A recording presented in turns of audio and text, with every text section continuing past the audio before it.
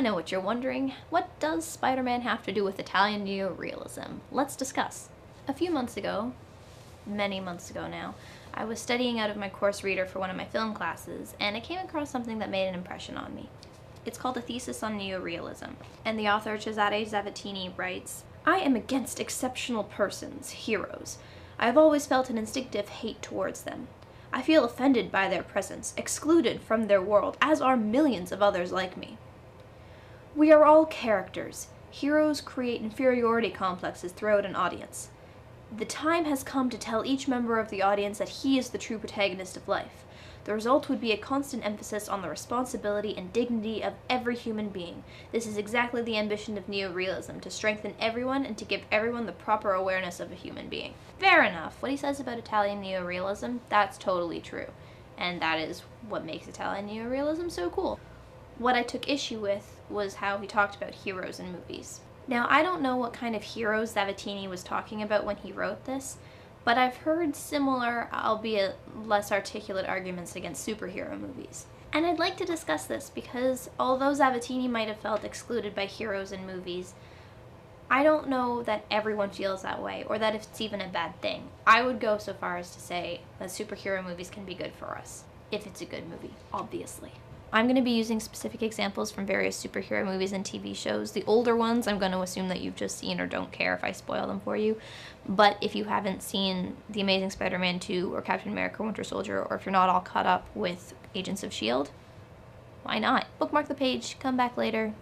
I'll be here. Here's what I like about superhero movies. I like that the heroes were often just regular guys and gals who happened to get superpowers by accident, or experienced a tragedy that motivated them to fight for justice. Or both. I like the idea that the hero could have been anyone, it just happened to be that person. I like the idea that every one of us has the potential to be a superhero, given the right circumstances. I never liked Superman because I always felt that he was too exceptional. Maybe I was just watching the wrong episodes of Justice League, but he never felt like a real person to me. He was too perfect. Sure, Man of Steel had its flaws, but it was the first movie I ever watched where I actually cared about Clark Kent. But the movies I like the most are the ones where the hero was just a regular person, not an alien. In X-Men, mutants are shamed for being exceptional. Some people respond with anger, some people just try to keep their heads down, and others choose to embrace who they are and use their abilities for the better of mankind. Steve Rogers was not exceptional in any physical sense. He was, however, very determined to better himself and help others any way he could, and this led to him becoming Captain America. Peter Parker was just a regular teenager existing on the fringe until he was bitten by a spider. Bruce Wayne was a billionaire, but you can't buy the dedication and discipline that it takes to become a ninja. But the reason I think superhero movies can be good for us is not because they depict worlds where anyone can become superhuman. It's how they depict the people in the world without superpowers. My favorite superhero movies look at how we react when our heroes aren't there to save us. In Dark Knight Rises, there is a strong focus on the people left behind in Gotham when Batman disappears. People like James Gordon, John Blake, all the other cops, Selena Kyle, Lucius Fox, and Gotham in general. And what do you do when all the heroes you admire are fictional?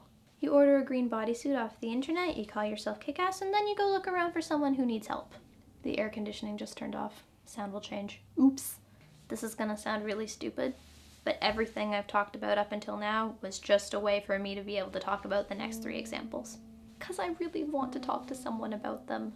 Hello, internet. There is a single moment each in The Amazing Spider-Man 2, Captain America Winter Soldier, and Agents of S.H.I.E.L.D. that really affected me, and each of these moments for very similar reasons. In Captain America Winter Soldier, when Cap announces to all of S.H.I.E.L.D. that their organization is compromised and that Hydra agents are planning on using Project Insight for malevolent purposes, Romo enters the control room and tells one nameless man to launch the helicarriers. He shakes, Romo yells at him, he says yes, okay, he takes a minute to think about it, and then, still shaking, he says, I'm not gonna do it. It takes him some time to decide to do the right thing. It wasn't easy. He had to think it through. Could he be brave enough to say that he would die right then and there, or else could he live with himself if he sent the helicarriers up?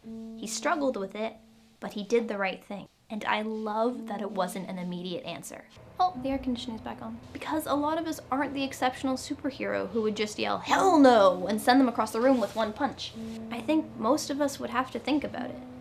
we'd have to decide whether we really were willing to lay down our lives for this. Okay, same plot, different storyline. In Agents of S.H.I.E.L.D., we follow the invisible guys, the ones who clean up after all the superheroes and don't necessarily get thanked for doing their jobs.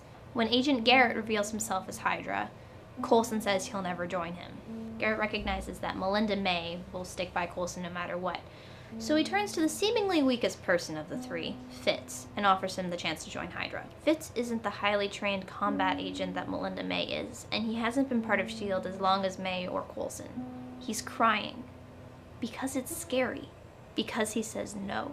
He actually says more of a threat, but the point of his answer is no. And of course he would cry, because like the guy in Winter Soldier, he knows he's gonna die for saying no. But he says it anyway. Okay, last one. Finally, there's Jorge from The Amazing Spider-Man 2. When Spider-Man has been gone for months, and there are no heroes around to save the people of New York, Jorge puts on his own little Spider-Man costume and stands between the cops and Rhino. Jorge, you don't have superpowers, you're just a little kid, and if Rhino charges, you're gonna get smushed. When his hero isn't there to save him, Jorge is ready, at least mentally, to save himself and the people around him. Because while it may not be a smart thing to do, it's the heroic and symbolic thing to do. Spider-Man is more than a man. He's a symbol. Batman's a symbol. Spider-Man is a symbol too. The point of including these characters and these moments is to show that you don't need superpowers to do the right thing or to be brave. Maybe watching a superhero fight his or her battles on screen makes you feel excluded or inferior, but imagine how inferior you would feel if you lived in the world where there actually were superheroes. These characters do, and they still did what they did. Superhero movies are important because they give us context to compare the fantastic superhero to the average person. I love Italian Neorealism, and there is nothing wrong with telling the story of an average person with average problems. But that doesn't mean that movies about heroes are bad. Superhero movies have their merits. I'm sorry we may feel bad sometimes that we don't have superpowers, but there will always be someone better, someone stronger. That doesn't make us weak. Just to continue the pattern of videos that appear sporadically on my channel, I wrote this one back in May.